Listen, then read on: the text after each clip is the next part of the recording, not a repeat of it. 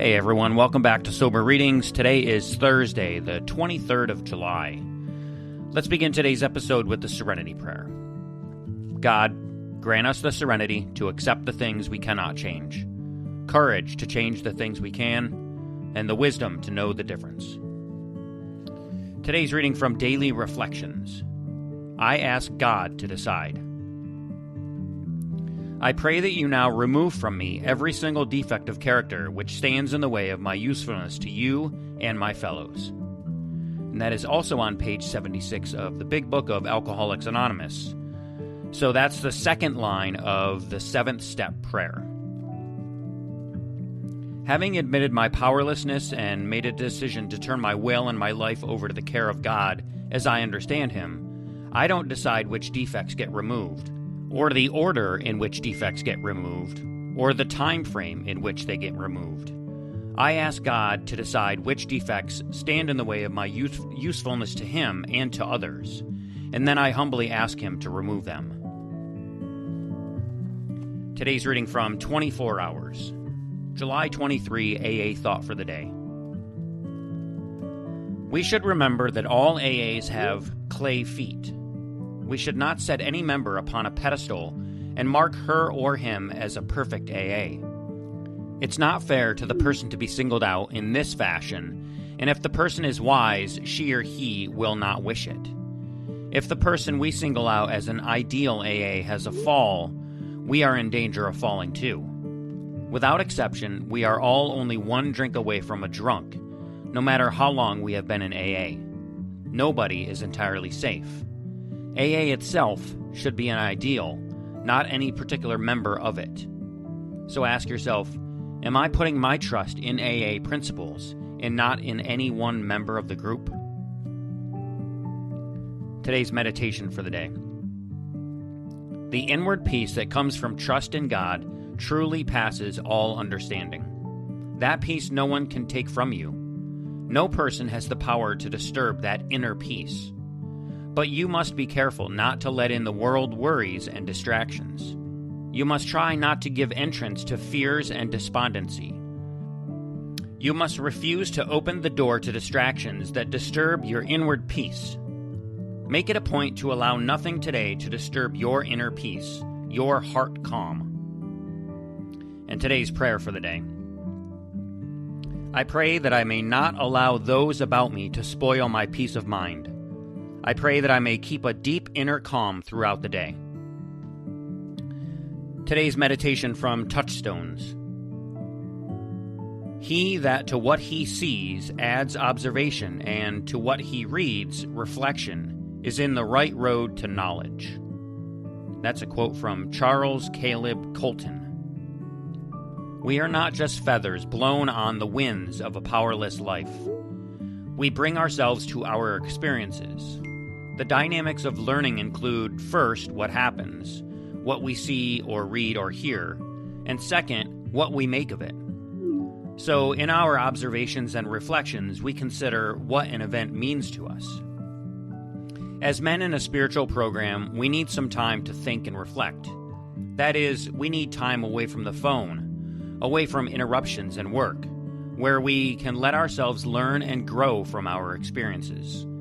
Some men get that by leaving the radio off while driving alone. Others get it on the bus.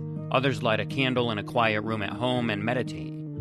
In this way, we are conscious and aware of what is happening in our lives, and we bring our wisdom to it. Through time, we deepen and grow stronger as we grow older, rather than only accumulating more experiences. Today, I will reflect on the meaning of my experiences and bring my wisdom to them. And for today's final reading, I'm going to read a short story from Forming True Partnerships, How AA Members Use the Program to Improve Relationships. And again, this is an AA Grapevine publication. So on page 154, this is from chapter 6, which is Pets and Animals. This is titled Puppy Love, and it was written in February of 2003. One of the greatest gifts of my sobriety has been the ability to do things I could never have done as a practicing alcoholic. I've just returned from my veterinarian's office where my whole family gathered to put our dog, Alex, to sleep. For anyone with a pet, this kind of death is traumatic. As a recovering alcoholic, there's more to it for me than that. Nearly 13 years ago, Alex became the first demonstration in my life of the 12th step, that we practice these principles in all our affairs. Alex was the answer to the question, would I ever be able to do more than shuffle from meeting to meeting and puzzle out this blueprint for living within the rooms of AA? Neither my wife nor I were looking for a dog when Alex, a stray, came to us. We were barely beginning to wonder, bleary-eyed, who we had married back in the throes of our addictions. I was 7 months sober, and Alex was the first real change I made in my newfound life after alcohol. The routine of feeding, walking, and caring for another living being was the first baby step toward outward change that I was able to take. From the beginning, Alex was a symbol of my strengthening recovery and the presence of a loving higher power in my life. For years, my wife and I joked to our AA and Al-Anon friends that Alex was proof that we could be good to any children that God chose to place in our care. For the first decade of sobriety, when our higher power said not yet again and again to children, Alex was our child. As he grew older, caring for him taught me many lessons that later proved so beneficial when God finally did bless us with 2 beautiful daughters. I learned the importance of constancy, of companionship, of love that demands no return. I learned to express joy, to persevere even when it seemed impossible, and most important, I learned to laugh. As a practicing alcoholic, I missed the opportunity to experience the good and the bad that life had to offer in so many relationships of much greater importance before Alex arrived. Alex taught me how to live those emotions in a caring, productive, and nurturing relationship that allowed me to try on my new sober principles before I was put to the test with a crying newborn or a questioning 2-year-old. I can't tell you how many times in the rooms I've heard the drunkalogue about kicking the cat or abusing the dog and thought to myself, thank you, God, that I did not do that. Or how many times I heard the same drunkalogue about a damaged child and said to myself, thank you, God, that caring for Alex taught me I do not have to do that.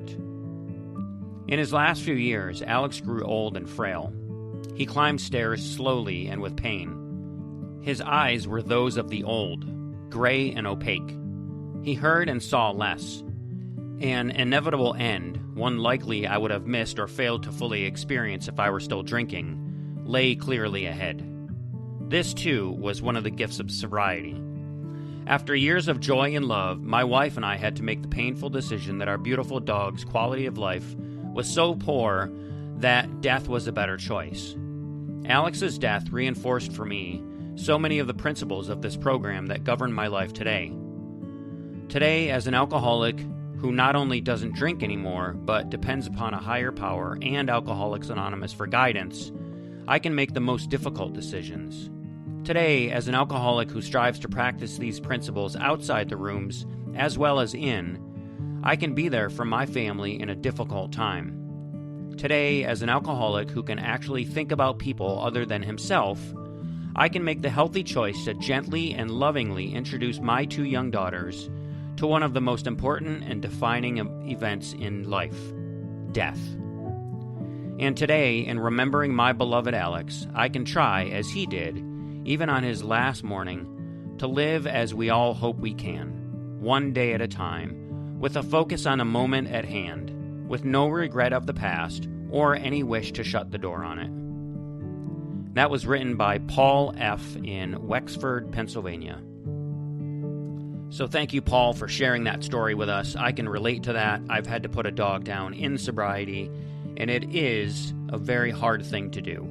And I don't think I would have been able to do it or go through it or feel the emotions had I been drinking at the time. And that's also the case with so many other big life events that I've had to go through in sobriety. And thank God that I've been sober to go through them, because feeling the emotions is so much better than numbing them with drugs and alcohol. So that's going to do it for today's episode of Sober Readings. I hope you enjoyed the show. If you did, do me a huge favor and hit that like button and share, and also subscribe. And if you'd like to be a guest reader on Sober Readings, send me an email at soberreadingswithscott@gmail.com. And also, if you'd like to drop $1 in today's virtual donation basket, just go to my website, soberreadings.com, and click the donate button. So again, thank you so much for listening. Stay sober, keep reading, and I'll see you in the next episode. Until then, take care of yourselves and each other, and remember, just for today, don't drink, go to a meeting, and keep coming back. Have a great day, everyone. And as my friend Larry says, best day ever.